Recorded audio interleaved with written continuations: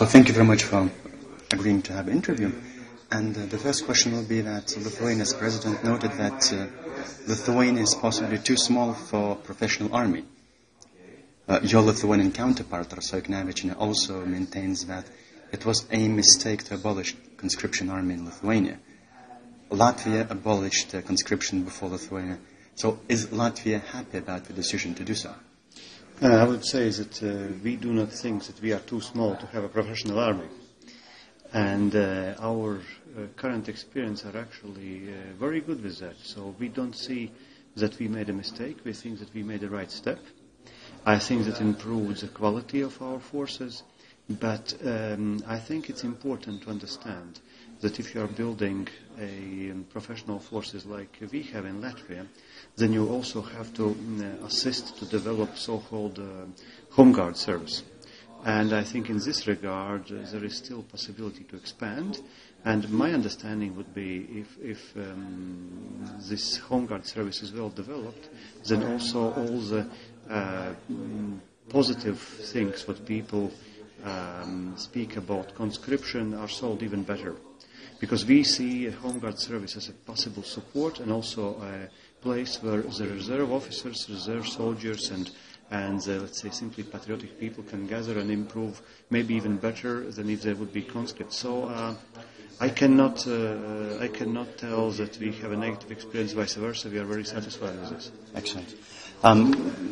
Lithuania spends less than 1% of GDP on its defense, and Grybauskaitė, Lithuania's president, thinks that it is more important to pay more to the pensioners than to increase spending on defense, and I suppose the situation in Latvia is rather similar.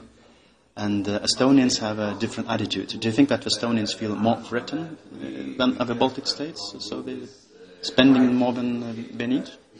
Our defense of our Baltic region is common defense. We cannot plan our defense separately for each of our countries, because even if you remember the Soviet time, in Soviet times the so-called Sovietsky Pribaltijski Military Okrug, here the planning was done in Riga and for whole region. And Soviets were not stupid actually. So from that regard, if we have differences in military spending, then this affects not only the one country, but affects also three countries, and this is why Estonians are nervous that other two Baltic countries are spending less. Our opinion is that we have to increase our military spending as soon as possible, and we are planning to increase it starting from 2013.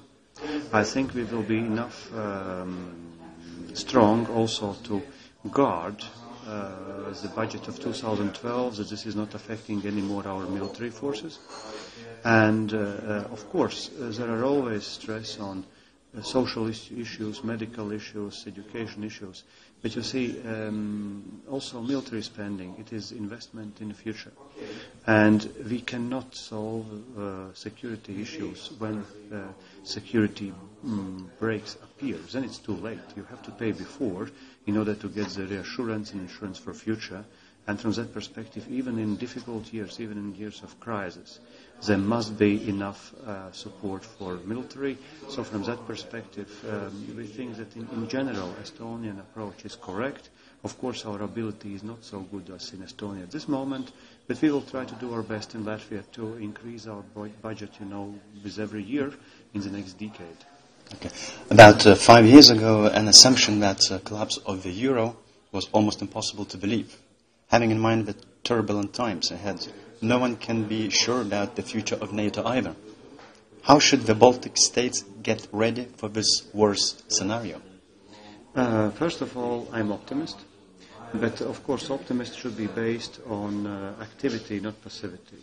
I think we have to work, and we must work harder, and we must work harder and together.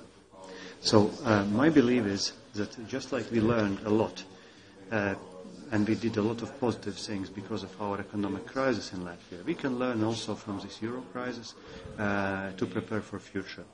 And I think one of the best answers is to get more integrated for all three Baltic countries, not only militarily, but also economically, also culturally. I am a very strong supporter of Baltic integration. And in this regard, I'm not supporting anymore the Baltic cooperation. I'm supporting the integration. It's a question of definitions. And I'm also very proud that I got the order of Gediminas some years ago from Lithuania, and I think this is also my duty to support this integration, because we have been standing together for hundreds of years with Lithuanians, also with Estonians, and only together we can increase our influence in the European Union and NATO. And I think that we will come out of this financial crisis in the EU with more integrated European Union. And I think it's actually good for small countries and for us if EU is getting more integrated, closer integrated, with one precondition, that we all three are actually also in the core of this integration process. We cannot stand aside. If we stand aside, we will lose. So you're almost for more EU integration, and you don't think that NATO will survive? Sort of? No. It should happen in parallel way. But you started your question with the EU. Yeah, that's right. That's why. Yeah. That's right. Yeah. It's one more question. It's actually very, very similar to integration, and it's about, let's say, you heard about this incident, of course, in near Šiauliai, about yes. So Lithuanian military aircraft crashed after it collided with a French aircraft, and it was a joke in Lithuania that Lithuania, actually, the French managed to destroy half of our force. Do you think a similar incident would if it would take place in Latvia? Do you think would you be able to crack a similar joke in Latvia if the French would destroy one of your airplanes? Well, I think that Latvians are cracking all the time such type of jokes, but I'm personally not very happy about such type of jokes, because these are the jokes of small masochistic nations. And I think we should be proud about our military force and about our capabilities. We cannot change our size. I mean, if you are born 1.60 m, then you are born 1.60 m. But it doesn't mean that you are less valuable than the person who is 2 meters long. The same thing with countries.